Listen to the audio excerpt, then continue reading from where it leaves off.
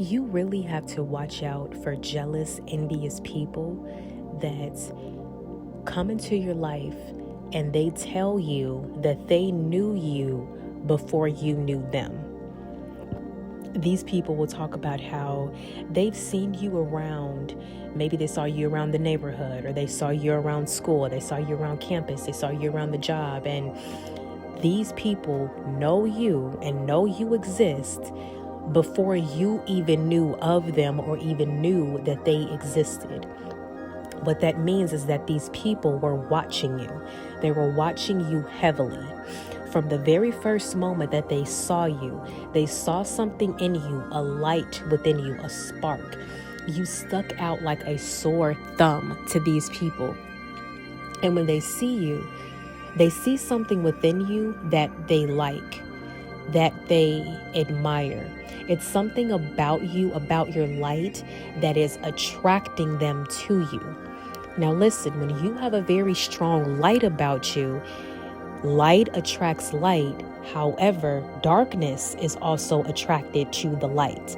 So you have to use your discernment to see, is this a light attracted to my light, or is this darkness attracted to my light?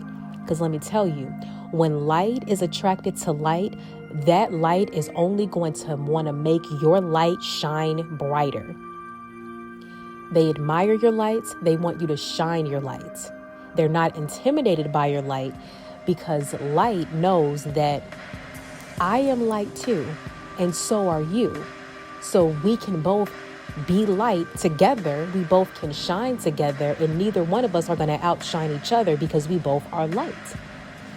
However, when you're dealing with darkness attracted to your light, they are going to want to dim your light. They're going to want to put like a lampshade over your light. They either want to dim it or extinguish it altogether. And when darkness is attracted to your light, they will work overtime to destroy your light, to dim your light, to make your light not shine. They basically don't want you to outshine them. So they're going to go out of their way to do everything that they can in order to make your light not shine as brightly as it does.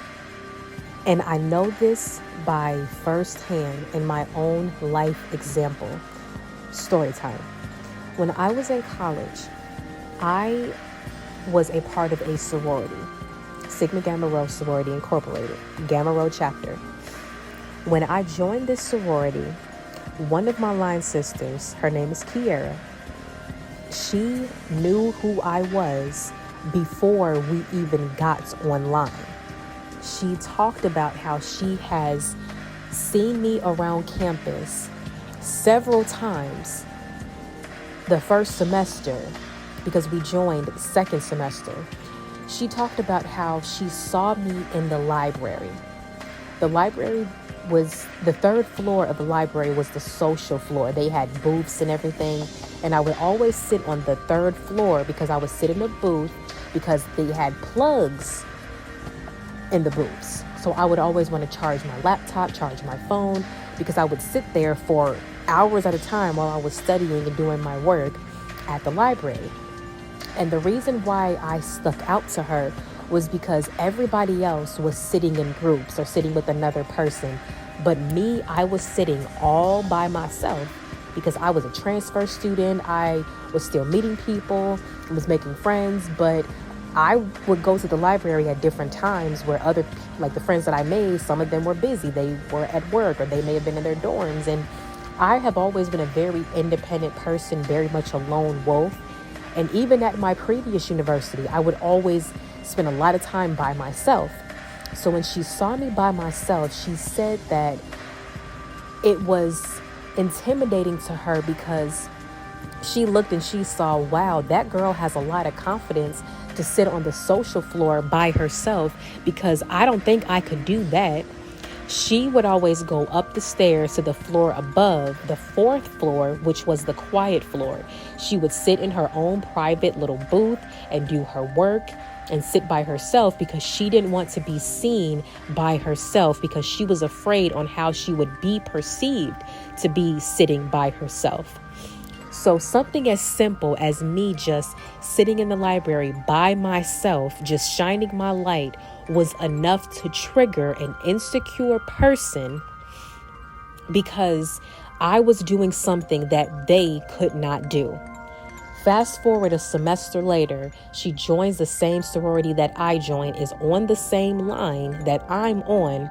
And once she got close enough to me, that's when she started the whole smear campaign. That's when she started being very, very abusive.